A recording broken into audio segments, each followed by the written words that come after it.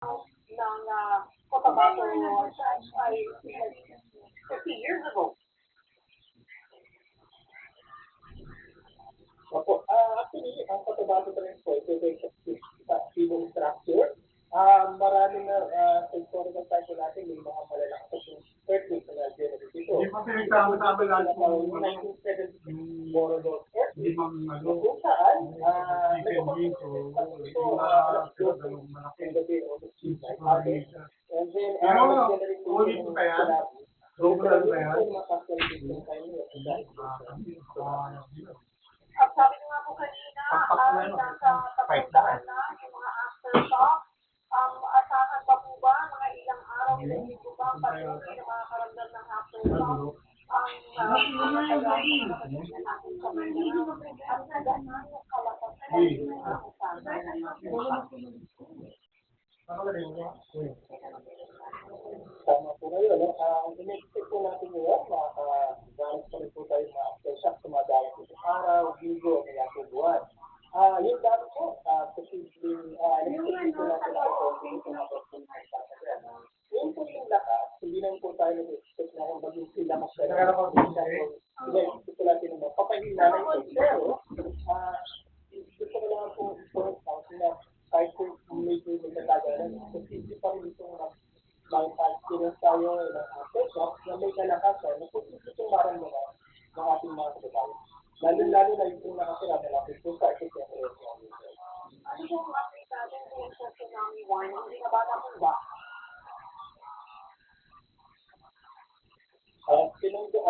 Pinalito po natin ang tsunami warning kanina around 3:19 p.m. po. Kasi po, bakit po ito? Na-record po ng ating po mga sea-level monitoring station na nakadeploy po din po sa malapit po sa epicenter of tsunami. So wala na po kaming halos nakita o hindi po makikilito natin, wala nang na-record sa mga tsunami waves at posible po mag-create ng disgrasya po. So kaya po pinagana natin yung tsunami warning.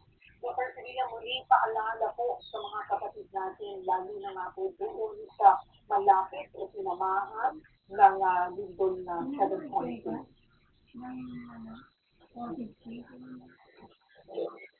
Tatlong bagay po ang pwede ko siguro natin considera.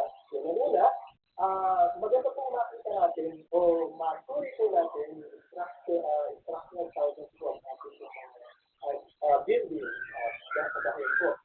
Tingnan po natin kung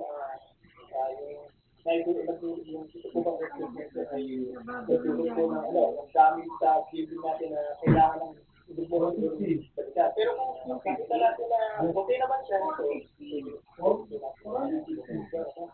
pangalawa, makakaramit pa rin po tayo ng mga aftershock. Kung sakali mo kung magkaroon ng aftershock na may kalakasan at maramdaman po natin, at kung abutan po tayo sa loob ng mga bahay, o mga building, huwag po natin kakalimutan ng mag-shock or para po, maiwasan natin na ma-aftershock tayo. So, kung naman yung mga bagay na pinibigay sa atin, kasi kung protect na tayo kung tayo.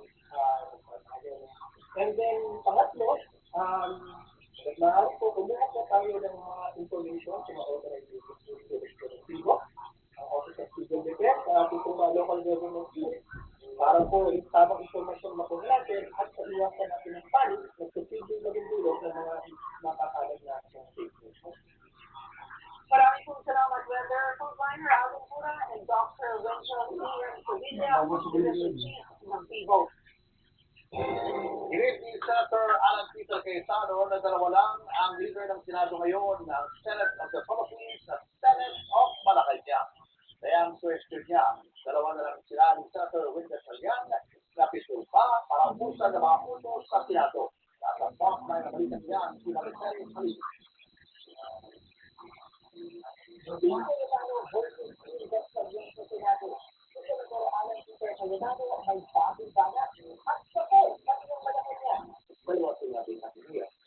have the Senate of the Philippines and we have the Senate of Malacanang. Yung isa ay pumipili ng sweldo na ang kanyang main work is paano nag-sweldo yung mga high officials ng ating bansa at yung isa naman na citizen group. Dahil dalawa raw ang Senate President, sabi ni Cayetano, dalawang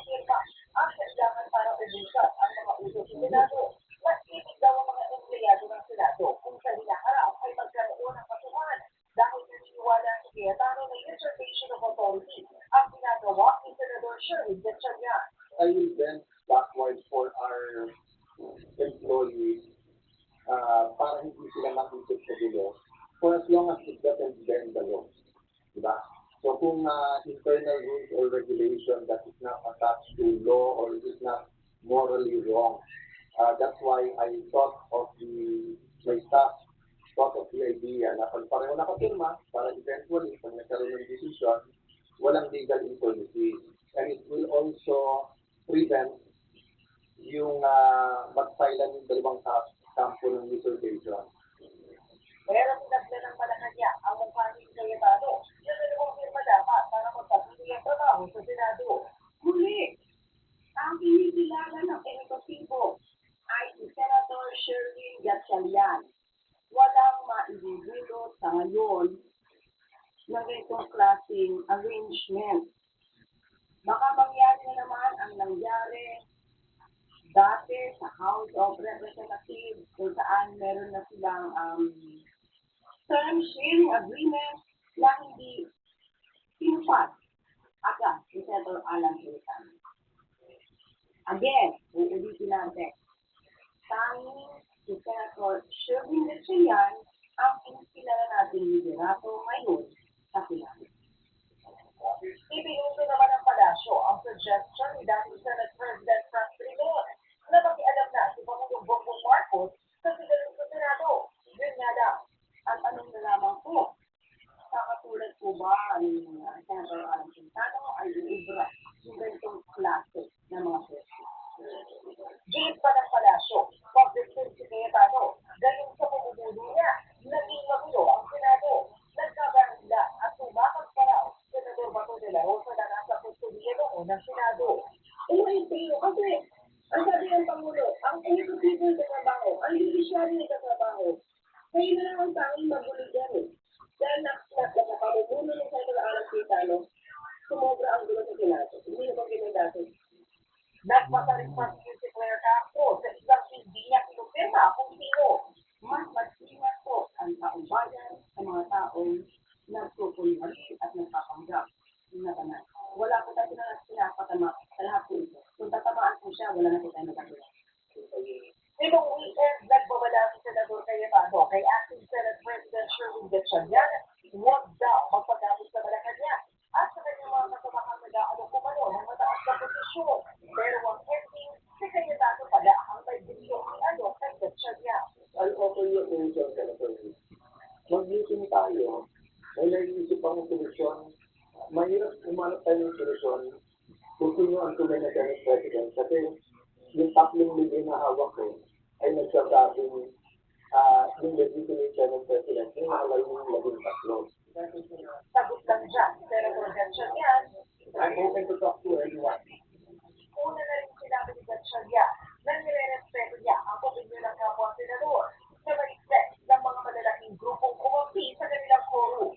Well, of course, we respect her opinion, but matibay din ang opinion ng Integrated Bar of the Philippines, yung Association ng mga Law School Deans, of course, yung mga former Senate President, mas mabilis ang opinion nila kasi yung mga ganitong bagay pinag-aaralan nila. Pero kung sa Senador Jesus Cudero ang tatanungin na siya pa rin kung bakit nagkapolo, naniligan siya ang nasa posisyon ngayon ay si Senador Gatchalian.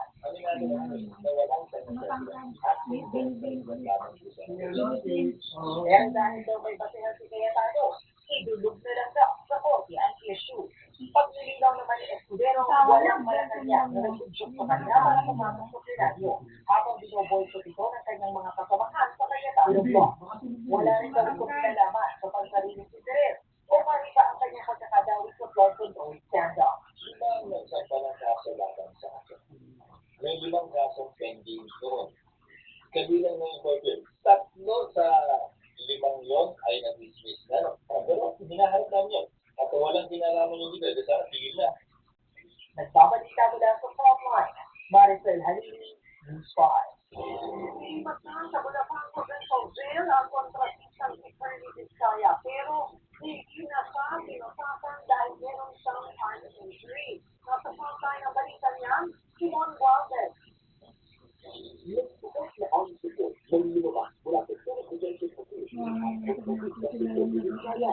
Sandali rin siya nag-iisip sa cellphone. Pagkatapos, sinagpalit na siya ng gamit na gamit ang pagsilikwa ng Philippine o PDL at saka itinakay ang walang po sa Philippines. Pagkakas ng mga umaresto sa ulan ng PSCICG, alang-alang nila ang housing delivery. Hindi pa kasabi yung mga posas dun sa ano lang naman yan. So, pinagtayo naman natin ang Binaresto ni Vizcaya, bakit nila ang warrant ng police sa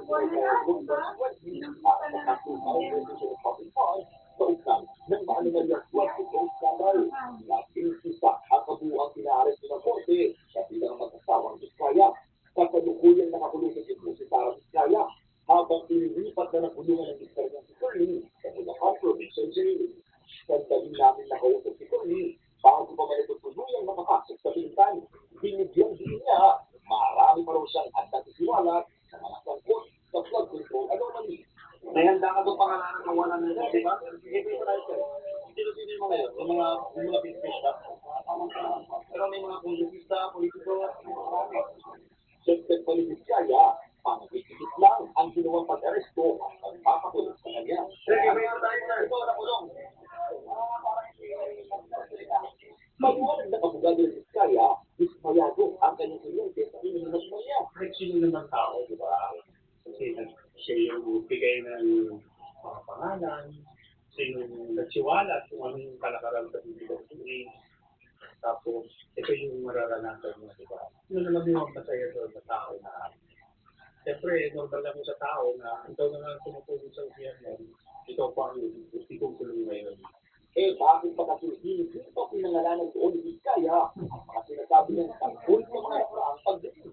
Hindi niya ma-recall, pero nung habang almost 9 months na siya sa Senate Detention Facility, isa-isa na-record niya lahat kung sino yung mga yun.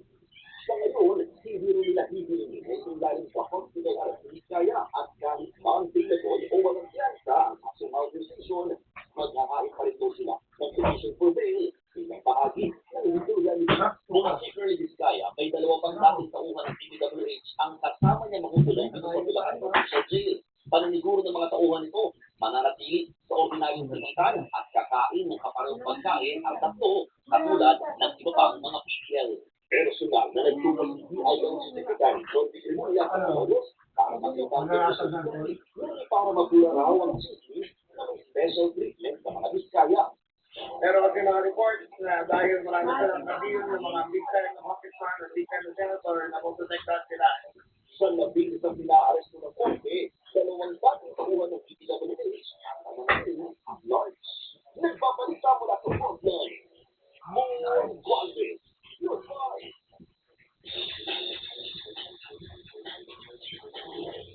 Nakuha ni Alex Ayala ang ikalawa niyang Women's Tennis Association 1.5 matapos matangyon sa Birmingham Open sa England.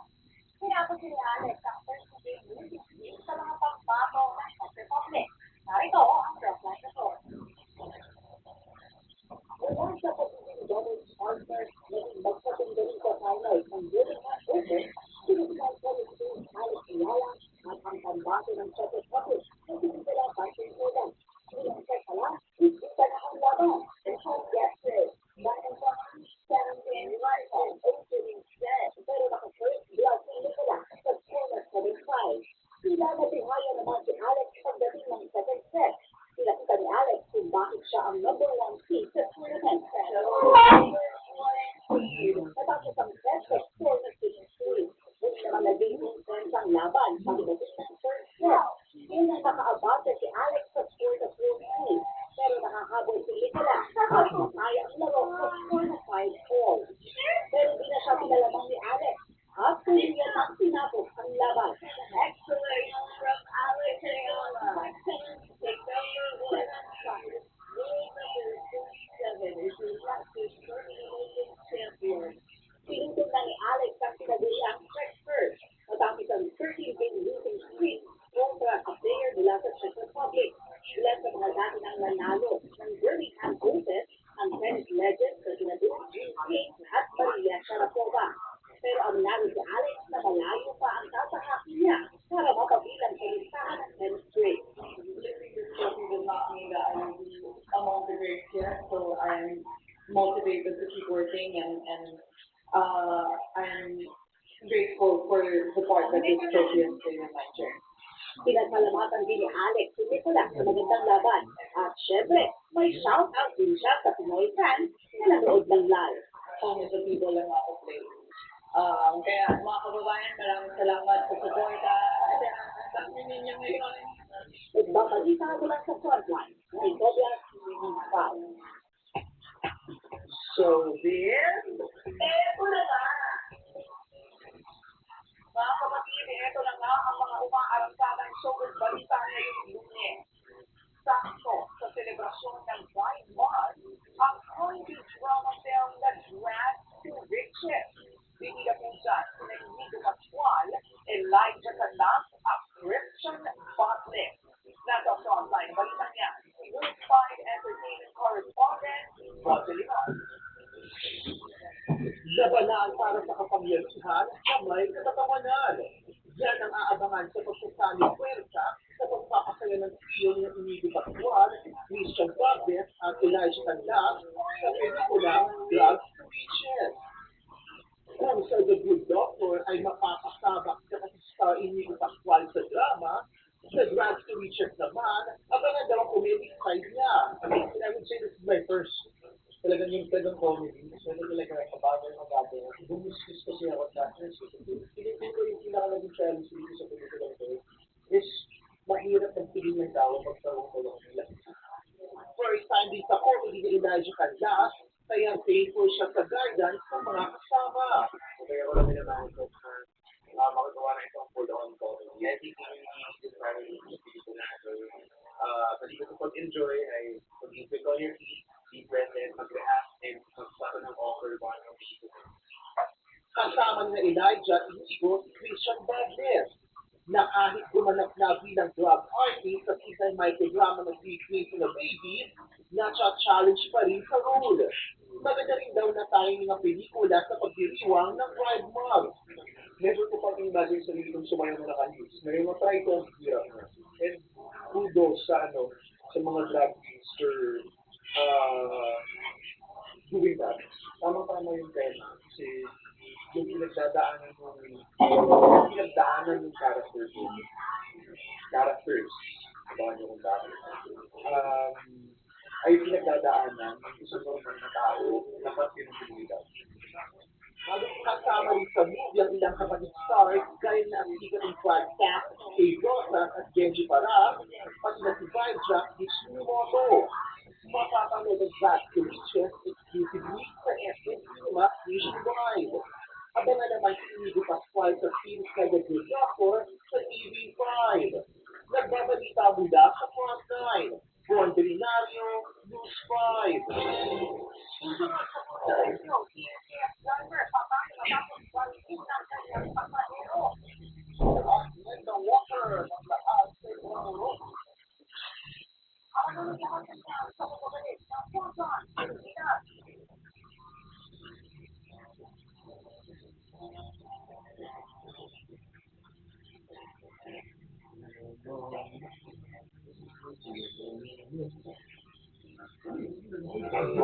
Ito ay hatid sa inyo ng Weekend Hour. Hindi tungkol sa pagtulog.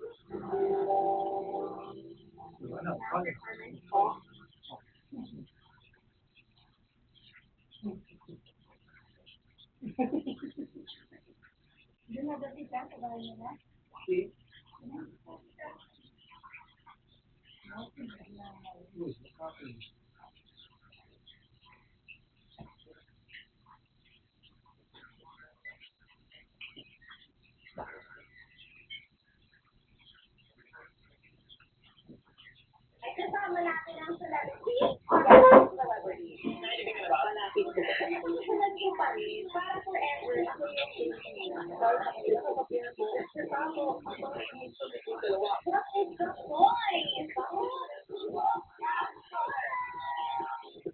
Kayo po ang pinakamagaling na superhero sa lahat.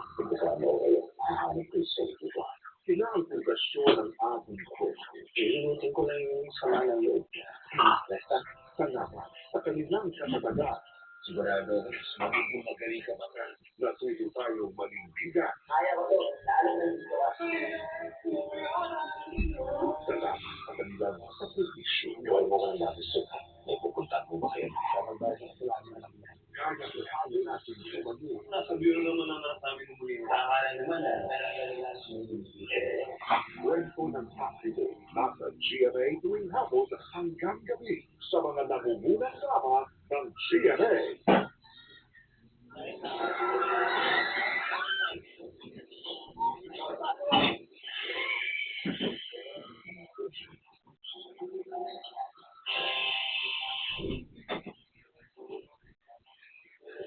Mga kapuso, nagbigay ng direktiba si Pangulong Bongbong Marcos sa mga ahensya ng gobyerno para umaksyon sa ugay ng malakas na lindol sa Mindanao. Iniyak din ng gobyerno na may sapat na pondo para sa pagtugon sa sakuna. Nakatutok si Ivan Paylina. Unang araw pa naman ng klase ngayon, nangyari din ang malakas na lindol ang maraming eskulahan sa Mindanao.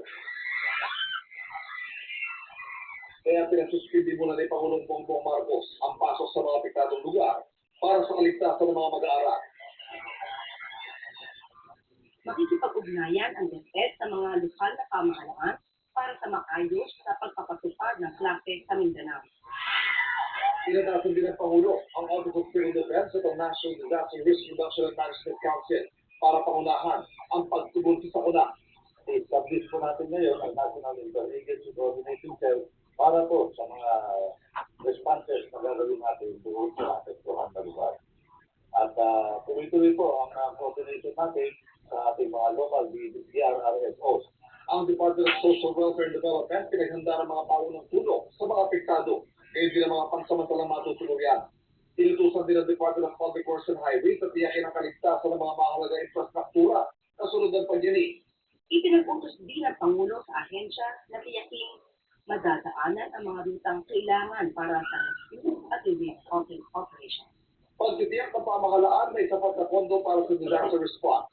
Ayon sa Budget Department, nasa mahigit 13 billion pesos sa Quick Response Fund ng mga ahensya at may mahigit 34 billion pesos naman sa ilalim ng National Disaster Risk Reduction and Management Fund. Ivan Mirina, nakatutok, 24 oras. Bukod sa malakas na lindol, sinalubog din ng iba't ibang problema ang mga nagbalik sa eskwela ngayong araw. Tulad sa Macabebe, Pampanga, kung saan ang ilang silid nalubog sa baha. Nakatutok si Oscar Oida.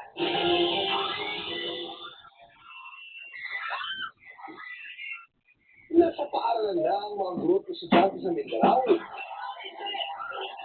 Nangyaniglin na ang ilang bahagi nito kaninang umaga.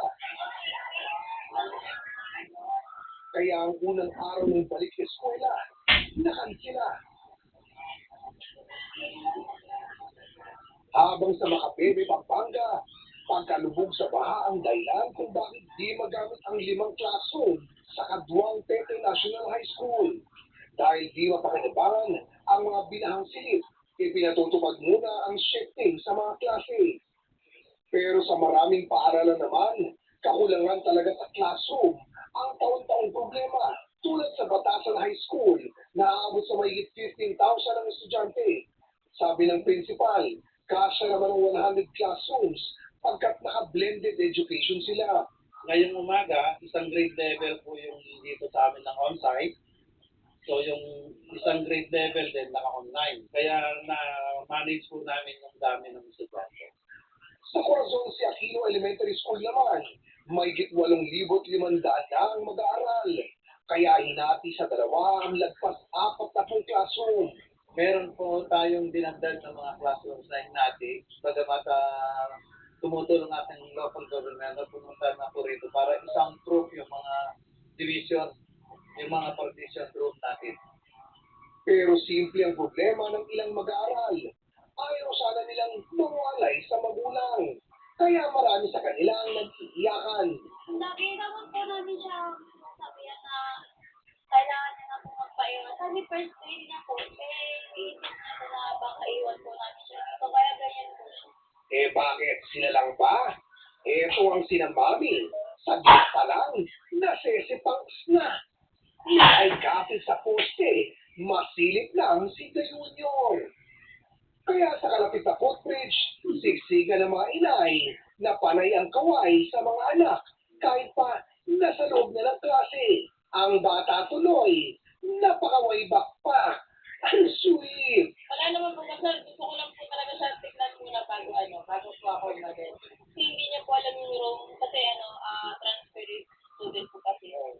Kaya tinitingnan ko lang po kung saka mga maligaw po hindi niya po kasi alam dito.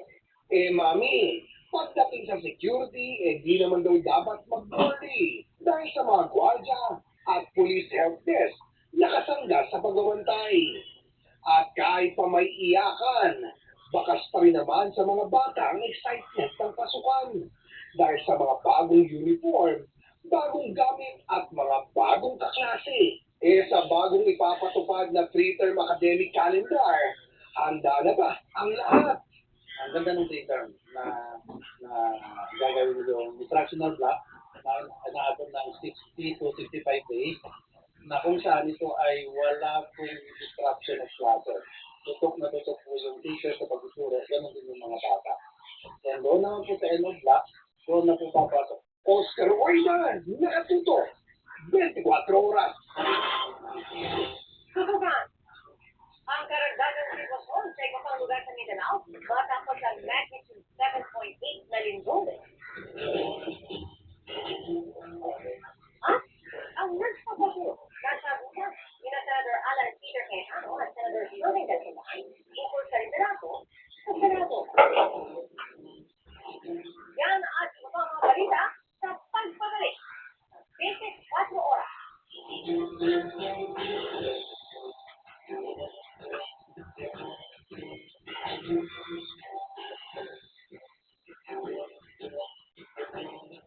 Tending puto, isa pang malakas ang linya dyan. Ito, Jollibee Burger Steak. So dear. Sarap! Ito pa. The new Burger Steak Supreme. Nako, dear na lang din.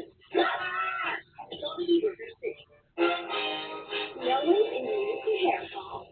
My hair gets its daily dose of Pro Vitamins from Pantene. Formula with Pro Vitamin B5 and Vitamin. Help those hair fall in 10 times less hair fall. Pantene. Jordan, busy mo naman siyang nanood. Hindi kaya ng sabon mo. Sasahan na to. Kaya na? Ayaw! Power play.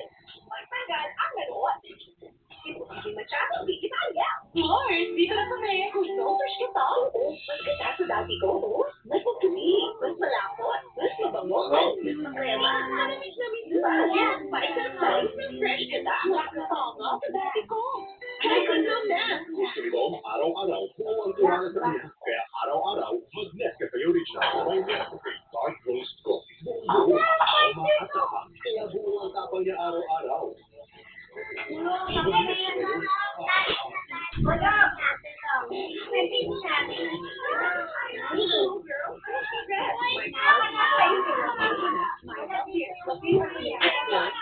By Miracle Vitamin Lotion.